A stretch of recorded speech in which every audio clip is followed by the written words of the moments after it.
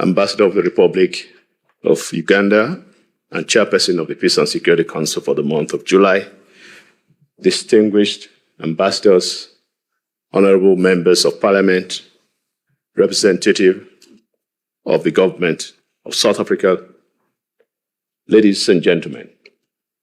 On behalf of the Chairperson of the Commission, we are very pleased to present to you the state of peace and security in Africa. It is unique that our continent is awash with conflict. It is also very regrettable. But your union, including all organs, including all the institutions, continue to work and respond to these challenges. So in about 15 minutes, I'll be able to quickly present to you the overview. In this second slide, we are facing huge continental geopolitical shifts. Some of them are beyond our continent.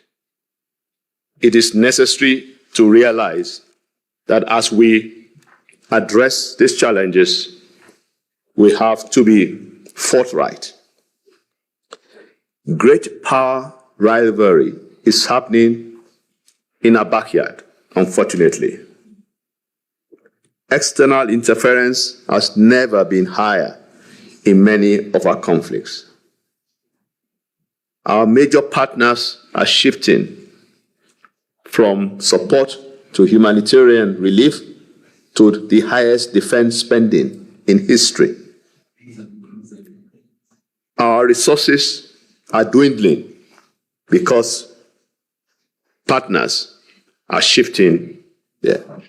Indeed, some have said a trade war is brewing because of tariffs and counter-tariffs. We cannot simply sit by and watch our continent suffer. In our very own continent, we are facing terrorism, violent extremism. Indeed, many have said that Africa has become, with ignominy, the capital of terrorists globally.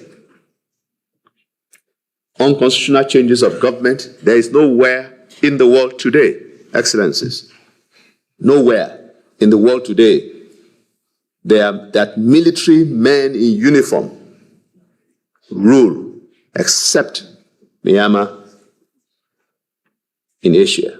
No other continent. But at a time, we have 6 members suspended for unconstitutional changes of government. We've had transitions that have lasted decades. Transitions that have lasted decades. Endless transitions.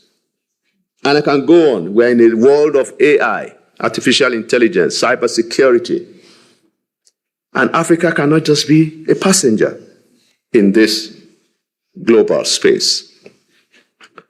Therefore, I would like to not just give you the very detail for every session, but for the first time in our history, all our regions are facing huge challenges, security challenges. Some of them are also man-made and natural. Climate-induced insecurity as well. But these threats continue to hit us in the face, but we are also responding adequately within our resources. And this is why our youth in particular, Mr. President, I would like to encourage you and the PSC, we must pay special attention to the youth. If not, we are sitting on a time bomb. So I would like to give specific areas. Because of time, I will not go into all the regions, east, west, north, central, southern. We've all had our problems. But Somalia, for example, The African Union has been there since 2007, March. Thanks to the Republic of Uganda and Burundi that first led the charge, including Ethiopia, Djibouti, Burundi, and Kenya. They've all lost men and women fighting Al-Shabaab and their cohorts.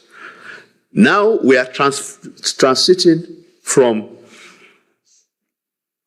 ATMIS, which is the Africa Transition Mission in Somalia, to a new one that the Peace and Security Council has adopted as African Union Support and Stabilization Mission. But this mission is highly challenged because of resources. The regular or the popular 2719 UN Security Council resolution has not worked or is not working for Somalia. We need $15 million every month for this mission. But as we speak, thanks to the member states in Malabo at the Executive Council, we got an additional 10 million. So for now, we have 20 million from the African Union for the first time, living by example, showing that we can do so with our own resources. So more or less, Somalia cannot be ignored. It is strategic in terms of maritime security, navigational route through the Red Sea, the Gulf of Aden, to the Indian Ocean, across the world. But it is also strategic because we cannot allow Al-Shabaab, a global brand, take over the Horn of Africa. Excellencies, Sudan is said to be the most worrisome conflict in the world, largely ignored by the international media, but so necessary that we keep to stop the fight. The African Union came up with a de-escalation plan.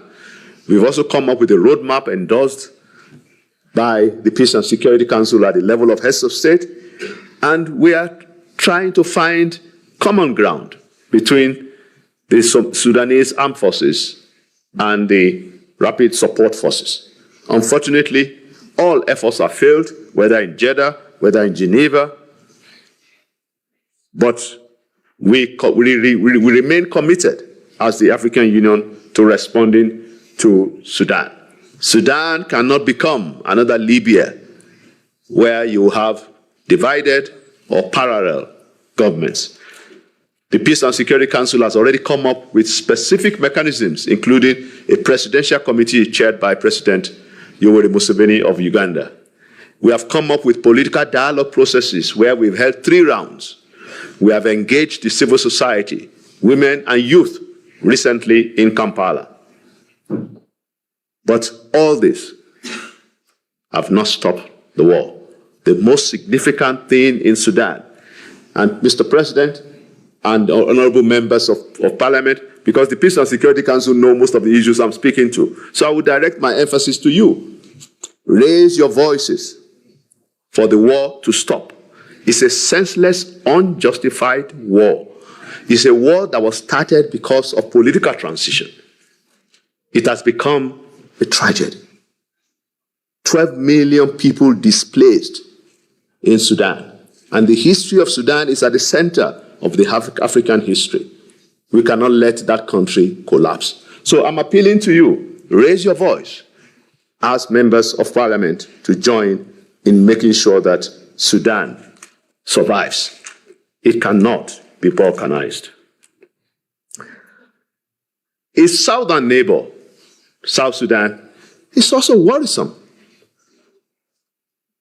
Transition, endless. Skirmishes, endless. Political disagreement, endless. That cannot be accepted in the Africa we want to build. The Africa we want. We therefore wish that the Peace and Security Council has engaged, and I believe in the month of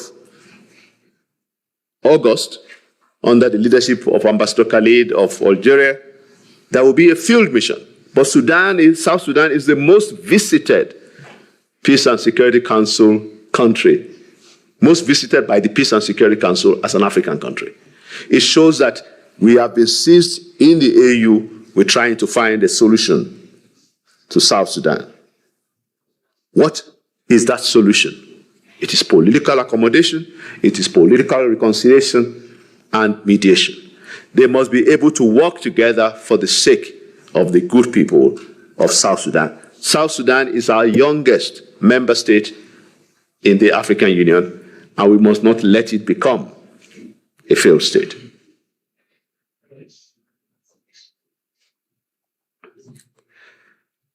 Excellencies, Ethiopia is a good news for us in the Peace and Security Council, for us in the African Union Commission, because we brokered the peace here in Pretoria, November 2022.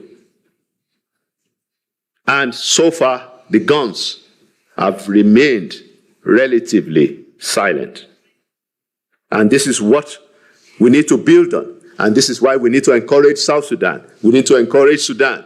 We need to encourage Somalia to go the way where the implementation of the cessation of hostilities agreement. Indeed,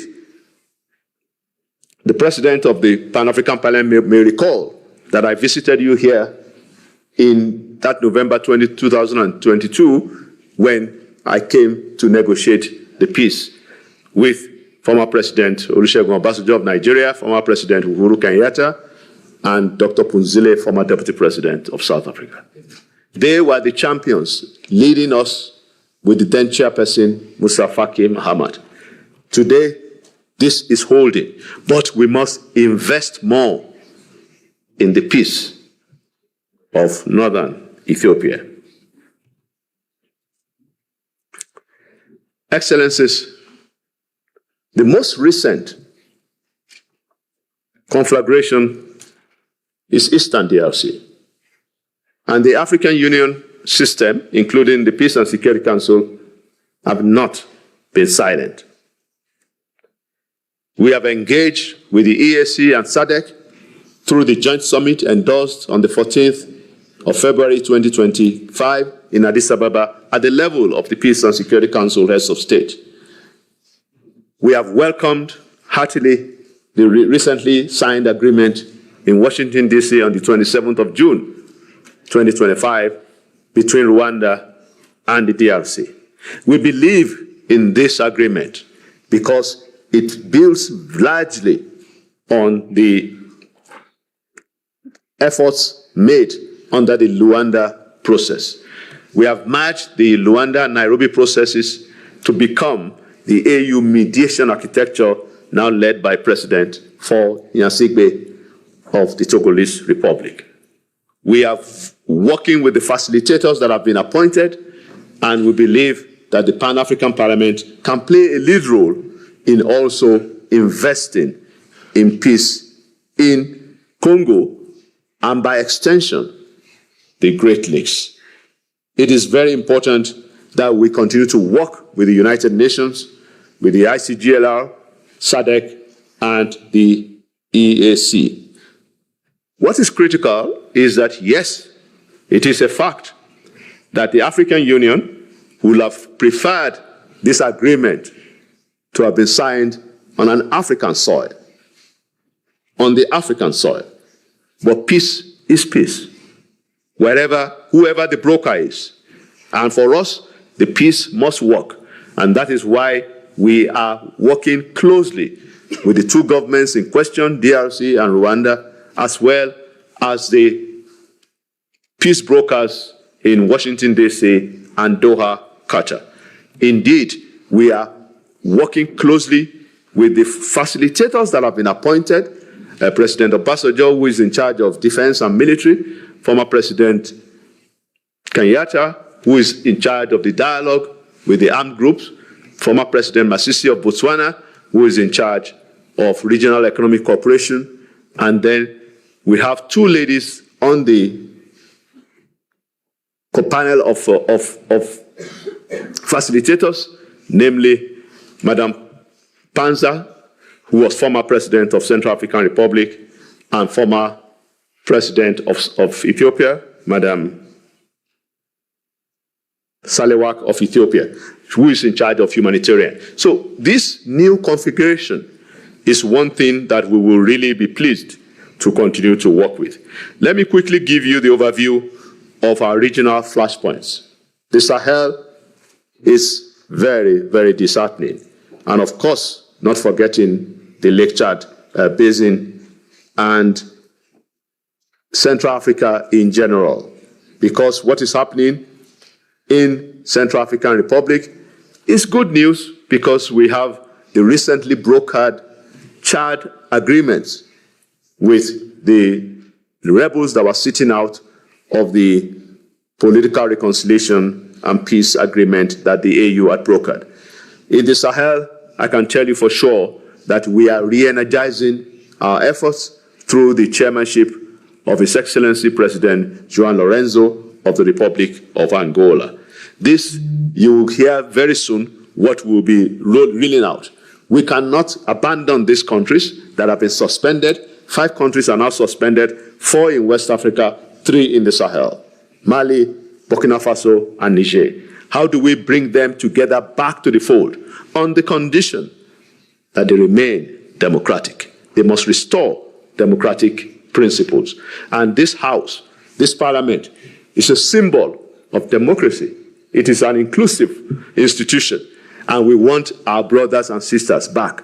But they can only come back, according to the Peace and Security Council, when they fulfill the conditions in the Lome Declaration, in the Constitutive Act, in the protocol established in the Peace and Security Council, and most importantly, in the African Charter on Democracy, Elections, and Governance. But the Sahel is still the epicenter for terrorism, is still the epicenter for climate-induced insecurity, and we have to work closely. The Lake Chad is gradually improving with MNJTF, but Boko Haram and ISWAP and other terrorist groups are still active. So we need to double our efforts, and we are investing more than any other time through our partners and the Peace Fund in all of this crisis. Gabon has become the latest member state to be readmitted.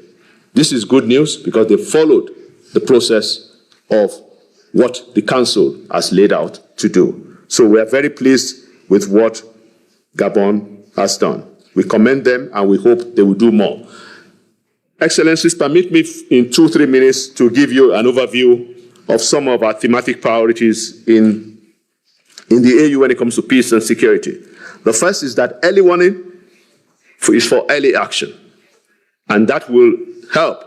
But we are challenged heavily with supranationality questions, we are challenged with denialism by member states, and we are challenged with overlapping interaction between the regional economic communities. But the best is that I can tell you for sure, in the last 1 year, we have been sharing our early warning reports more with the Peace and Security Council. Climate change, peace and security, I've mentioned that, but I can tell you that all things being equal, at COP30 in Brazil, we'll be unveiling the first ever regional, continental, common African position on the impact of climate change on peace and security. Counterterrorism, our center in Algiers has been doing wonderfully, but we need more resources. We need more expertise to be able to come back to member states with their strategies to defeat this scourge. Youth for Peace is one area, and Women for Peace. This year, 25 years of 1325 UN Security Council resolution should be applauded. We can work together for the youth and for women. No peace will be sustained without the youth and women. Excellencies, emerging threats, I believe I've discussed this, so I will not go too much into details because of time, but I want to assure you that we are facing a number of governance deficits that our member states should also be aware of as we move ahead. What is our call to action? And this call to action also speaks to what the Peace and Security Council and PAP should do generally. We should be looking at how to strengthen our APSA commitments and AGA. APSA is the African Peace and Security Architecture, and the African Governance and Peace Architecture. African governance architecture. These two instruments have been called for review by the heads of state at the summit in February 2025, and we are working towards taking a comprehensive review of all the frameworks coming together in future. We will definitely involve the Pan-African Parliament in this engagement. I want to assure you that financing has been one of our weakest links in the AU system when it comes to peace and security. We need the voice of the Pan-African Parliament to join the search for more resources for our peace endeavors. As I started in my presentation, you will see that our resources will be dwindling because of the global geopolitical dynamics. How do we build durable, inclusive political transitions? We must invest more in preventive diplomacy and ensure that we engage with all our regional economic communities and organs like the Pan-African Parliament. I have emphasized leveraging the youth and women for peace building, and one of the things we are now doing is to look at quick impact projects. We are going to be assisting member states in investing directly in peace building for communities that have been affected, particularly the post-conflict one. We really thank all our champions. We have three main champions in our region, in our domain, that work champions, heads of state, President al-Sisi of Egypt as champion for post-conflict reconstruction and development, the President Tebboune of Algeria on counterterrorism, and President João Lourenço of Angola as champion for peace and reconciliation. We work and invest in their support and their leadership. Excellencies, my second to last slide, how can we take forward this collaboration? We need regular engagements. Mr. President, we agree that we cannot wait for another 11 years. Annual interface with the Parliament will be critical. It will help open up representation at the level of democracy in our 55 member states and open up with the membership of the Peace and Security Council a standing decision-making organ of Council. We need both organs to interface and participate more in their activities, particularly in your regular sessions of Council, of the Parliament. The Council chairperson is recommended to participate and engage with all members of Parliament.